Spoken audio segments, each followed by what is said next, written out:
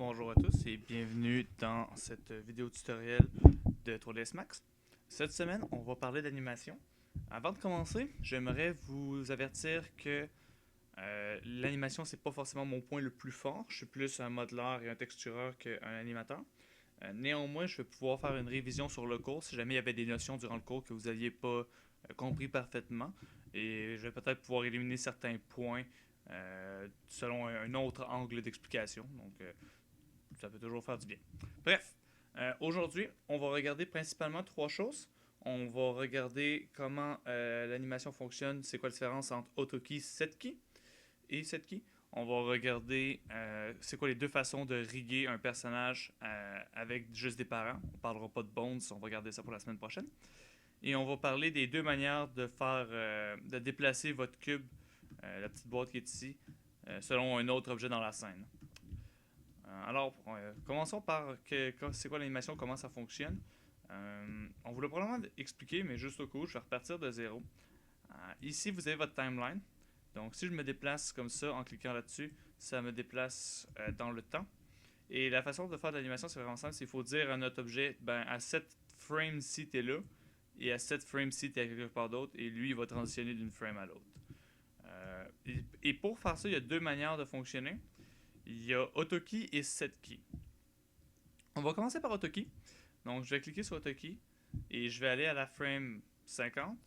Et si je clique ici et que je clique sur W pour en Translate et que je m'en vais là, vous pouvez voir que ça me fait une clé rouge ici et là. Ça, ce que ça fait dans le fond, c'est que ça veut dire que c'est une clé de translation. Donc, si je me promène dans le temps, ça fait ça ici. Et si j'appuie sur Play ici, ça bouge comme ça. Super. Et ça fait que ça, c'est pour la translation. Si on y va avec une rotation, vous voyez, je fais ça comme ceci, ça me met une clé verte. Et si j'y vais comme ça avec le scaling, oups, parce que mon max a planté. Ah, ok, non. Je vais aller comme ça ici. Si je vais comme ça pour le scaling, ben, vous allez voir que ça me fait une clé bleue. Donc, la couleur des clés indique, euh, pardonnez-moi, indique de quel genre de clé il s'agit. Et ici, vous pouvez voir sur la frame 0 que j'ai une clé rouge, verte et bleue qui ont été créées automatiquement à chaque fois que j'en crée une à droite. Ça, c'est parce que je suis en AutoKey. En SetKey, ça se passe pas exactement comme ça. Mais dans le fond, ce que je veux vous faire remarquer, c'est qu'une clé sur une même frame, il peut avoir des clés de plusieurs types. Donc, ça, c'est pour en AutoKey. Et l'autre chose que je veux vous faire remarquer aussi, c'est qu'en AutoKey, quand on fait une modification, il y a juste ce type de modification-là qui a lieu. Par exemple, quand je tassais, il y avait juste une modification en rouge. Quand j'ai tourné, juste une verte. Et quand j'ai scalé, juste une bleue. Donc, je vais retourner à ma frame initiale. Et je vais tout supprimer. En sélectionnant toutes mes clés comme ça. Et en appuyant sur supprime. Donc là, j'ai supprimé mes clés. Et maintenant, si je bouge, il ne se passe plus rien. On va aller en SetKey à présent. Cette key ne crée pas automatiquement de frame à la frame 0. Donc, je vais en créer une comme ça. Donc, quand on est sur cette key, on peut appuyer sur le bouton ici, cette key. Et si je m'en vais à 30, je peux tourner ça comme ça. Et, hop, voilà. Vous voyez que comme j'ai pas fait de clé, même si j'ai bougé mon objet, il va toujours revenir au point initial. Parce que lui, il se dit, ah ben moi je suis censé être là. Et en tout cas, voilà. Donc, si je le tourne comme ça ici, et que je mets une autre clé, vous voyez que tout ça a bougé. Remarquez aussi que même si j'ai juste tourné mon objet, ça m'a quand même créé une clé de scaling et de translation. Ça peut avoir des points forts et des points faibles. Par exemple, si je décidais que je voulais qu'il tourne le bras et qu'après ça il le déplace, en 7 key, ça se passerait naturellement comme je l'aurais pensé. Donc si j'appuie sur Play Animation, il tourne le bras et il le déplace. Pareil comme dans l'ordre que je l'ai mis. Tandis que si j'avais été en AutoKey, donc je vais supprimer ça, et que j'avais fait les mêmes opérations, donc que je l'avais tourné et que je l'avais ensuite déplacé, ben vous pouvez voir que là, il fait les deux opérations en même temps. Parce que, comme je le disais, AutoKey met juste une clé de chaque type à chaque fois. Donc, si on voudrait pas que ça ait lieu en AutoKey, il faudrait, admettons, il faudrait supprimer ça ici, déplacer un peu notre objet juste pour lui donner une clé, puis après ça, le déplacer. Puis là, il agirait comme ça ici. Puis là, si on décidait que d'ici à là, il devait scaler, ben il faudrait mettre une scale comme ça ici, Puis moi, ce que j'aime bien faire, c'est me mettre en auto-scale, en snap toggle comme ça. Donc, oups. On va y aller, pour une fois, on va y aller en grid point. Donc, ça n'a pas l'air de marcher. Bref, peut-être juste le scaler comme ça, ensuite le remettre à 100%. Vous voyez là, ça m'a fait ma clé bleue. Et là, je peux aller à 50 ici, et là, le grossir. Et là, il va se déplacer, il va tourner, se déplacer et grossir. Alors voilà, c'est ça un peu ça la différence de méthodologie entre AutoKey et SetKey. Je dirais que c'est plus facile de se tromper en AutoKey et c'est peut-être moins facile initialement, mais je pense qu'au final, c'est plus rapide et c'est plus puissant comme méthode. Ça donne plus de contrôle dans les mains de l'artiste parce que si vous décidez que vous voulez juste un type de key, vous pouvez. Et si vous voulez décider que vous voulez les trois types de keys, vous pouvez aussi. Tandis que quand vous êtes en 7 keys, ça vous met automatiquement les trois types de clés. Là, à ce stade-là, ça dépend de votre philosophie d'animation et de votre méthodologie. Moi, je voulais juste vous montrer les différences entre les deux. Personnellement, je préfère AutoKey, mais vu que c'est votre premier travail, personnellement, je vous recommanderais de faire ce travail-là en 7 keys, du moins pour commencer, pour y aller le plus simple possible. Super. Donc, je vais supprimer, je vais revenir à la frame 0, je vais supprimer mes clés. Oups, j'ai supprimé mon objet. Donc, je vais cliquer ici juste pour être sûr qu'on est dans la timeline, puis là, je vais supprimer mes clés. Et maintenant, on va parler de la deuxième partie, c'est-à-dire de la hiérarchie.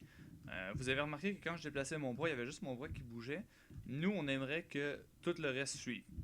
Alors, ce qu'on va faire, c'est qu'on va passer par la première méthode, qui est d'y aller à partir du viewport ici. Donc, vous pouvez voir que j'ai un bouton Select and Link ici. Alors, ce que je vais faire, c'est que je vais cliquer dessus. Et à partir de maintenant, si je clique sur un objet, je peux lui setter un parent par après. Fait que je vais setter lui comme parent. Je vais cliquer sur cet objet-là, je vais mettre lui comme parent. Cet objet-là, je vais mettre lui comme parent. Ce qui est intéressant, c'est qu'on peut prendre deux objets en même temps. Donc, un, contrôle-clic sur l'autre. Et là, je peux setter le parent des deux d'un coup. Lui, il va être parent lui. Et même chose pour ici. Je vais prendre ces deux-là ici. Puis je vais setter leur parent ici. Et là, si je voudrais, je pourrais commencer à animer. On va faire ça comme ça. Puis là, je peux tourner ça comme ça ici. Ça me fait une clé. Ça me fait une clé sur ce bras-là ici. Parce que si je clique ici, vous voyez que les clés sont disparues. Les clés sont dépendantes de l'objet qui est sélectionné. Donc, je vais tourner ce bras-là ici. Là, je trouve que ça serait mieux si ça c'était un peu plus penché. Ça comme ça. Puis, admettons, je vais décider d'aller à 30. Oh, baisser mes deux doigts. Ici. Comme ça. Mais là, la manière que c'est fait présentement, mes doigts bougent à partir du début. Donc là, on peut voir qu'ils sont un peu penchés ici. Puis si je continue de tourner, ils vont continuer de se pencher. Moi, je trouve que ça serait mieux si ma main arrivait et qu'après ça, comme ça ici, ouais, que ma main arrivait et qu'après ça, il commençait à bouger. Alors, ce que je vais faire, c'est que je vais sélectionner ma clé en drag and drop comme ça, ma clé initiale. Puis je vais shift-click pour la déplacer. Et là, vous voyez que ma main se dépose et après ça, mes doigts se ferment. Donc, vous pouvez copier des clés avec shift-click, tout comme vous pouvez copier des objets avec shift-click aussi. Donc, ça, c'est une belle méthodologie de la part de Toadless Max. Une autre chose que vous pouvez faire, je sais que techniquement, on était censé être dans les parents, mais je pense que plus que j'en parle, je vais en parler tout de suite. Vous pouvez CTRL et ALT, si vous appuyez sur CTRL et ALT et clic de gauche dans votre timeline, vous pouvez rajouter et retirer des clés du côté gauche de votre timeline. Et si vous faites la même chose, mais avec le clic de droite, vous pouvez rajouter et retirer des clés dans votre timeline de droite. Et si vous faites la même chose, CTRL et ALT toujours, mais middle click, vous pouvez vous promener dans votre timeline comme ça. Donc là, si vous animez ici, puis là, vous voulez voir un peu plus loin, vous pouvez vous tasser comme ça. Là, vous animez là, vous pouvez vous tasser un peu dans le temps, etc., etc., etc. Ou si vous voulez avoir une vue plus d'ensemble, vous pouvez augmenter votre nombre de clés, etc., etc., etc. Super. Comme ça. Good. Ouais, fait que ça, c'est la première façon de parrainer, de faire notre hiérarchie. La deuxième, c'est d'y aller avec le Schematic Views ici. Donc, ce que je vais faire, c'est que je vais sélectionner tous mes objets, puis je vais cliquer sur Unlink Selection. Puis là, mes objets sont désélectionnés, mais si je me trompe pas, leurs clés d'animation vont encore fonctionner. Donc là, on peut voir, tout fonctionne, mais comme plus rien est linké, ça marche pas tellement bien. Euh, mais bon. Ok. Donc là, ce qu'on peut faire ici, c'est qu'on peut remarquer que nos objets, si on va dans Modify, ont des noms. Comme lui s'appelle RARM, RARM, RFARM, Wrist, R pour Right. C'est ça. Alors nous, ce qu'on peut faire, c'est qu'on peut aller dans le Schematic View ici. Et on peut retrouver nos objets par leur nom, comme ici, et commencer à faire notre hiérarchie à partir d'ici. Donc, admettons, je vais cliquer sur le bouton Connect ici. Puis là, je sais que RFARM va être en dessous de RARM, que RWrist va être en dessous, Top Hand va être ici. Je sais que RThumb va être là en même temps que R. Ça doit être. Si je fais ça ici, je peux voir R Top Hand. Parfait, ouais. Puis ça va me prendre ça ici qui est R Finger, parfait. Donc R Finger va là. Non, R Finger va ici en fait. Donc là j'ai R Thumb, R Fingers, R Thumb 2 va aller ici. Puis là ces deux objets là, ils sont ici. Super. Alors je vais les prendre puis je vais les mettre en dessous de R Finger. Puis après ça, je peux les déplacer. Donc, si j'enlève Collect puis je vais sur Select, je peux les déplacer puis les envoyer là. Donc, ça donne une belle vue de qu'est-ce qui contrôle quoi visuellement. Parce que si on regarde ça, on le voit pas vraiment. Des fois, c'est mieux comme ça, des fois, c'est mieux autrement. Les deux amènent au même résultat. Encore une fois, ça dépend juste de votre méthodologie de travail. Bon. Fait que là, nos objets sont linkés. On a une petite animation de base, comme ça ici. Ouais, aussi, je disais qu'on pouvait drag and drop des clés. On peut aussi, si on veut, prendre des clés et les déplacer, comme ça ici. Donc là, ça va tourner plus vite. Et on peut les déplacer comme ça ici. Comme ça, ce mouvement-là va être plus lent. L'idée, c'est que plus il y a de clés pour un même mouvement, plus ça prend. Ça veut dire que plus ça prend de temps pour qu'un même mouvement se fasse. Donc, ça va être plus lent. Si ça prend 1 heure, vous rendre à votre frigidaire, ou 5 secondes, vous rendre à votre frigidaire, il y en a un des deux qui est plus rapide. Donc, 30. Mais, what if je voulais. Mettons, j'avais cette animation-là, mais je la trouvais rapide. Mais je trouvais qu'elle était bien proportionnée, mais juste trop rapide. Puis j'aimerais ça comme scaler mon animation entre parenthèses. Est-ce que c'est possible? La réponse c'est oui. Si vous sélectionnez toutes vos clés comme ça, et que vous cliquez dans votre timeline, clic droit, configure, vous allez avoir Show Selection Range. Moi, je l'ai activé par défaut. Vous voyez, comme ça, c'est ce que vous devriez avoir. Donc, si je le réactive, Show Selection Range, ça vous donne une petite barre ici en bas. Et là, vous pouvez prendre ça puis scaler votre animation comme ça. Et vous voyez que tantôt, comme je la déplaçais, la distance entre ces deux-là restait la même. Et là, comme je l'ai scalé, la distance a augmenté. Et là, tous les mouvements de l'animation sont synchronisés en même temps. Pour l'instant, c'est pas tellement relevant parce que j'ai très peu de clés. Mais à noter que si j'avais un personnage qui courait au complet puis que j'aurais aimé que sa vitesse de course soit plus lente, ben, j'aurais pu prendre toutes les clés sur toutes les bones de tout mon personnage puis les scaler. À ce moment-là, ça aurait été plus. Ça aurait été plus approprié. Super. Donc là, on a parlé de l'animation, on a parlé de la hiérarchie. La troisième chose qu'on va parler, c'est comment on fait pour que cette boîte-là ici, on puisse la prendre et qu'on puisse la lancer. Comment on fait pour que parfois elle suive notre main, puis parfois elle ne suive pas notre main. Alors, la première chose que je vais faire, petite fantaisie personnelle, pas vraiment utile, je vais juste prendre la boîte, je vais enlever mon AutoKey, puis je vais la placer comme ça, parce que j'aimerais qu'elle se fasse prendre par le bout des doigts. Ensuite, je vais retourner en AutoKey. Je vais regarder mes doigts. Mes doigts, c'est à partir de la frame 10 qui commence à se plier. Je vais faire la même chose pour ceux ici. Je vais mettre mon doigt comme ça. Puis à partir de la frame 10 jusqu'à la frame 15, je vais le refermer comme ça. Donc là, ça va donner l'impression que mon robot prend la boîte. Tac, tac, comme ça. Super. Donc j'ai une petite animation. Même si le timing n'est pas vraiment important, tu sais, présentement, je sais pas si c'est trop vite ou pas assez vite. C'est probablement trop vite, mais ça me dérange pas vraiment parce que au pire, je vais juste le scaler plus tard.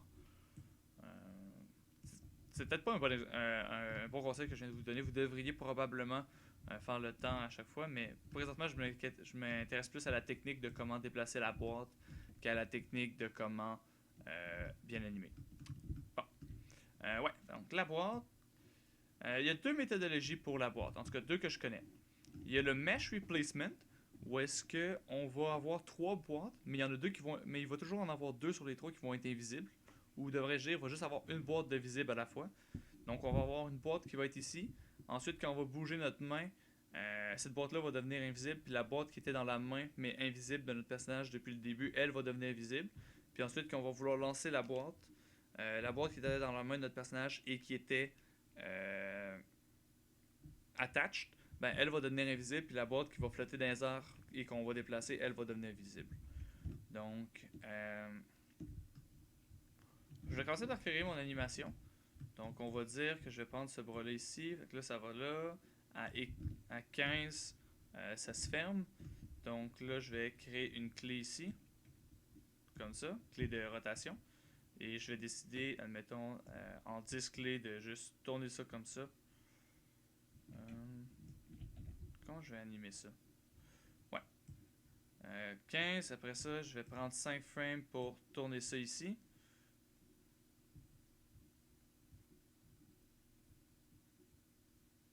Comme ça, probablement. Puis ici, voilà, je vais créer ma clé. Celle-là, j'en ai plus besoin. Et je vais aller à 40. Faire ça comme ça. Puis à 30, je vais l'envoyer comme ça ici. Donc là, ça va donner une animation où est-ce que mon bras va se donner un petit élan puis il va pitcher la balle, la boîte. Bon, ok. Disons qu'on a ça. Une animation très de base. C'est à partir de. Ah, vous voyez, là, il y a un truc étrange. Ah oui, c'est ça. Parce que j'avais jamais animé mon poignet, lui, il commence à tourner de ici à là. Mais nous, on veut qu'il commence à tourner uniquement à partir du moment que la balle est attrapée. Ben, la boîte est attrapée, donc à partir de la frame 15. Donc, je vais shift-click comme ça. Voilà. Donc là, voilà. Tourne le poignet. Pitch. Super. Est-ce que ça a de l'allure? Bon, le timing n'est pas parfait, mais on va y aller avec ça. Alors, la première technique, c'est d'avoir plusieurs boîtes. Wow! Désolé.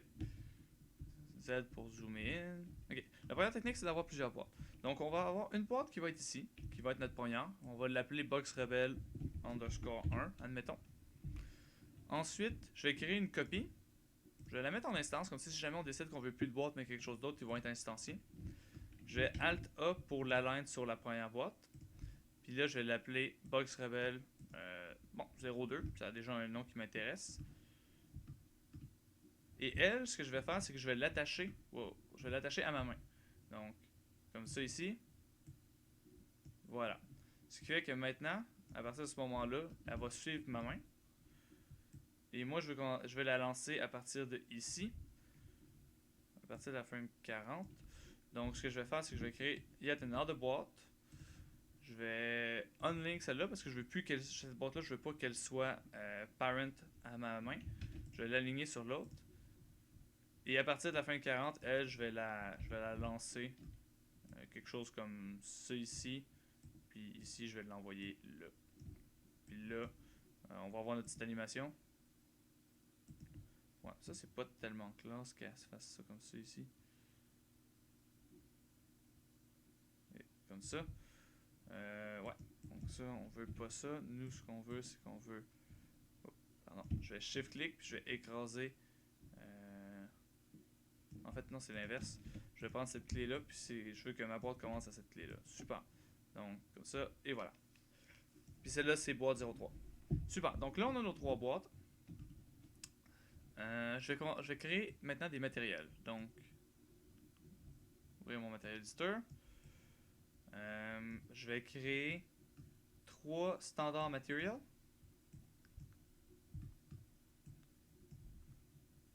Material 0, 1, 2. Je vais juste en créer un quatrième juste pour que ça fasse 1, 2, 3. Comme ça va fitter avec nos boîtes. Boîte 1 va avoir celle-là, boîte 2, boîte 3. Je vais tous les mettre rouges.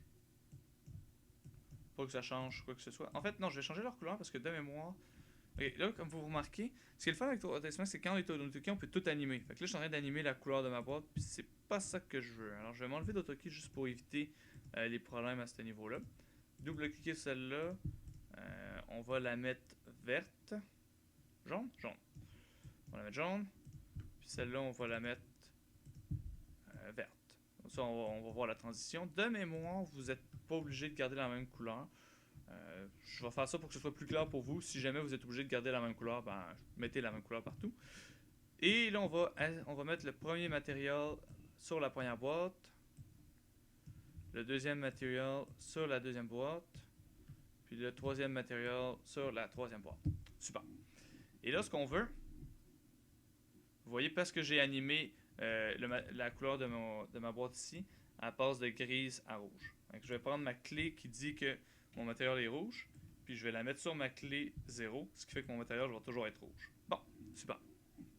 Alors, moi, ce que je veux, c'est que ma boîte rouge soit visible au tout début, puis qu'elle devienne invisible à partir de la frame size. Alors, je vais aller, je vais me remettre en AutoKey, puis je vais descendre son opacité à 0. Oups. Pas le bon matériel. Je vais resélectionner le matériel 1. C'est bien important de ne pas se mélanger, d'où les couleurs.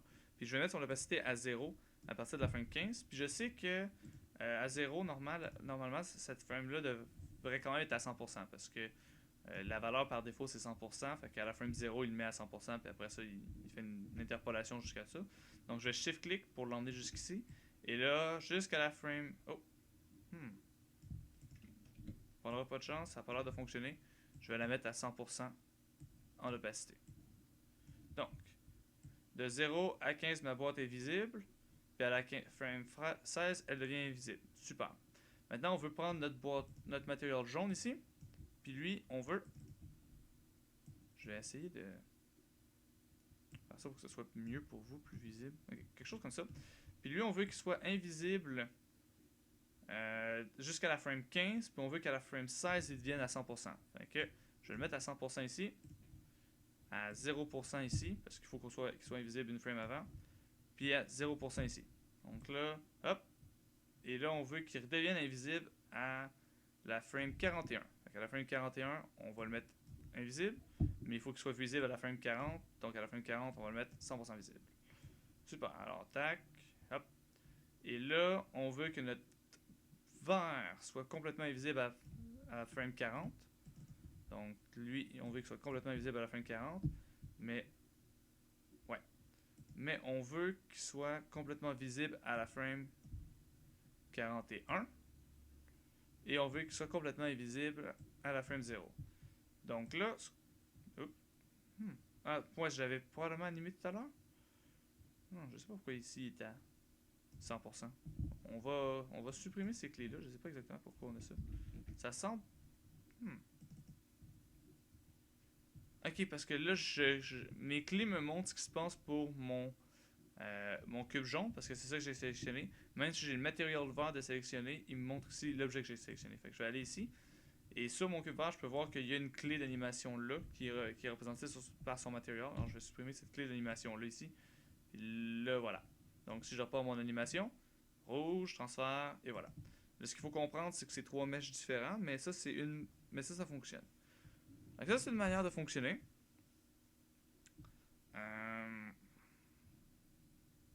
Donc, qu'est-ce que je vais faire avec ça? Je vais sauvegarder ça. Je vais sauvegarder ça. Si jamais ma session plante, je vais tout prendre mes clés. Puis je vais retourner au point de départ comme ça. En supprimant tout. Comme ça. Non, c'est pas vrai. Je vais garder l'animation de mon bras. Alors, ce que je vais faire, en fait, c'est que je vais sélectionner mes boîtes. Maintenant que je vous ai montré comment ça fonctionne. Ici, je vais supprimer ces deux boîtes-là. Puis ma boîte rouge, je vais supprimer ces clés d'animation-là, ce qui fait qu'elle va toujours rester visible. Super! Bon. Donc là, on a la même animation. Et maintenant, je vais vous montrer la deuxième méthode pour faire qu'on peut lancer une boîte. Ce qu'on va faire, c'est qu'on va mettre ce qu'on appelle des constraints. En animation, il y a des espèces de modifiers spécifiques à l'animation. On appelle ça des constraints. Si par exemple, on veut que il y a une caméra de sécurité qui regarde toujours notre personnage. Bon, on n'a pas envie de l'animer à chaque frame pour qu'elle regarde notre personnage. On aimerait ça que ça soit automatisé. Ben, on va lui mettre un constraint qui fait qu'elle regarde toujours notre personnage. Ou si on aimerait faire un jet qui se promène le long d'une spline, on n'a pas envie de l'animer tout le temps. Ça serait plus simple si on pouvait juste faire une spline puis dire à notre jet suit ce spline-là en 100 frames. Ben, là, on peut faire un constraint là-dessus aussi. Et les constraints, il faut les trouver sous animation. Puis c'est un peu là-dedans. C'est tout là-dedans. Et comme constraint ici, il y a des position controller, transform controller. On parlera pas beaucoup de ça aujourd'hui. Mais moi, ce que je veux, puis là, je vais mettre ça ici. Ce que je veux, c'est un constraint et link constraint. Donc, quand je fais ça, ça me demande de cliquer quelque part. Je vais cliquer sur ma main. Et là, vous remarquez qu'à partir de maintenant, mon cube est linké à ma main. Ça, c'est vraiment le fun. Mais si je m'en vais avant, mon cube il fait un peu n'importe quoi. La raison pour ça, c'est que, comme vous voyez, ça m'a tout de suite emmené ici dans mon option Motion, qu'on n'était pas allé voir encore. Et c'est dans Motion que vous avez toutes vos espèces de modifiers d'animation. Et là, on peut voir qu'à la frame 14, je suis link à finger, mais avant ça, je suis link à rien. Et ça perturbe un peu Unreal. Pas Unreal, désolé. Ça perturbe un peu 3ds Max parce qu'il est comme. Ok, ouais, je sais qu'à la frame 14, à partir de la frame 14 jusqu'à l'éternité, t'es connecté à ta main, mais avant ça, t'es comme connecté à rien. Fait que comment je t'anime, puis il est tout mêlé dans sa tête. Donc, ce qu'on va faire, c'est qu'à la frame 14, on va cliquer sur Link to World. Puis là, j'espérais que ça fasse pas ça. On va essayer si je clique Link to World ici, puis que je supprime ça. Pardon. Puis que je supprime cette clé d'animation là. Ah! Non. Je vais me Link to World à 15, puis je vais revenir à 14, puis je vais dire Delete Link. Puis ça l'a quand même emmené ici. Désespoir. Puis si je délink le world, ça le scale quand même au minimum. C'est une des réalités avec les links. Ça fait partie des raisons pour lesquelles j'avais dit que j'étais pas le meilleur animateur au monde. Je vais essayer de faire des CTRL Z pour venir au moment où ça marchait. Je sais pas exactement pourquoi ça fait ça. Je vais essayer de prendre le link to world ici. Est-ce que je suis capable de le déplacer? Oui, quand je le déplace, ça le déplace là. Donc je vais essayer de l'emmener à la frame 0. Ouais, ça fonctionne pas vraiment.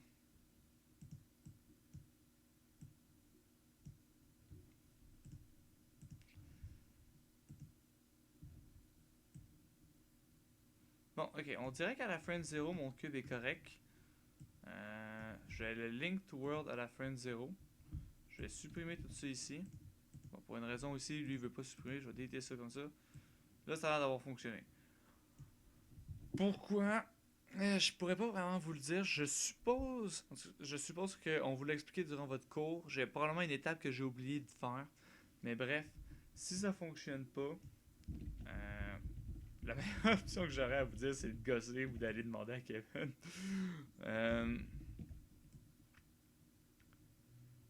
Moi, ça disparaissait. Ce que j'ai essayé de faire, en fait, c'est que j'ai créé une key après Link to World. Je l'ai dragué par-dessus ma clé ici. Puis après ça, j'ai supprimé ma clé Airfinger ici. Puis je suis reparti à travailler à partir de là. Puis j'ai aussi supprimé mes clés d'animation. Peut-être que c'était parce que j'étais en autokey. Donc le fait que j'étais en autokey, ça mélangeait des trucs. Je sais pas exactement. Il faudrait que je réessaye. Mais bon. Bref. Bon. Une fois que vous avez votre frame 0 link to world, là on peut déplacer la main. Puis là, dans le fond, ce qu'on dit, c'est que lui, il est linké au world. Fait que comme le world bouge pas, notre cube bouge pas. Mais nous, à partir de la frame 15, à partir de la frame 15, on veut qu'il commence à bouger selon la main. Donc, ce qu'on va faire, c'est qu'on va faire link to. Oh, pardon. Delete link. On va faire add link. Puis là, il nous demande sur quoi qu'on veut qu'il soit linké. Puis on va dire la main. Fait que de 0 à 15, il est linké au world. Comme le world bouge pas, il bouge pas. À partir de la frame 15, il est linké à la main. Donc là, il va suivre la main. Puis nous, on veut qu'à partir de la frame 40, il soit linké au world de nouveau. Donc on va le linker au world. Puis là, on va pouvoir l'animer. Là, je vais juste le tasser un tout petit peu. pour créer ma clé d'animation. Parce que je suis en AutoKey. Si j'étais en 7 key, j'aurais cliqué sur cette key. Ensuite, je vais aller à 50. Je vais le déplacer ici comme ça. Comme ça, je vais aller en 45. Je vais le déplacer comme ça. Puis là, si je voudrais, je pourrais aller en animation. Le replacer, lui mettre une clé d'animation dans rotation. Puis aller ici. Puis lui mettre une clé d'animation en rotation. Puis là, oups, j'ai peut-être pas animé le bon objet. Puis là, wouh, comme ça. Donc, si je vais jouer ma super animation, super awesome, wouh, voilà. Donc, je pense que ça va être tout pour cette semaine. Juste pour résumer, cette semaine, on a vu comment animer. C'était quoi les clés, les bases des outils d'animation, comment se déplacer dans la timeline, comment créer des keys, la différence entre AutoKey et SetKey, comment cloner des keys, comment déplacer des keys, comment scaler des keys. On a vu comment riguer ou du moins faire une hiérarchie à partir de cette keys et à partir du schematic view. Et on a vu deux techniques pour se débarrasser du cube. La première, pour pouvoir débarrasser le cube, pour pouvoir animer le cube selon la main et selon le monde. La première, c'est d'avoir trois cubes différents puis on switch d'opacité. Et la deuxième, c'est de jouer avec avec nos paramètres ici. Alors, c'est ça. J'espère que cette vidéo-là va vous avoir aidé. Puis on va se revoir la semaine prochaine. Bonne semaine!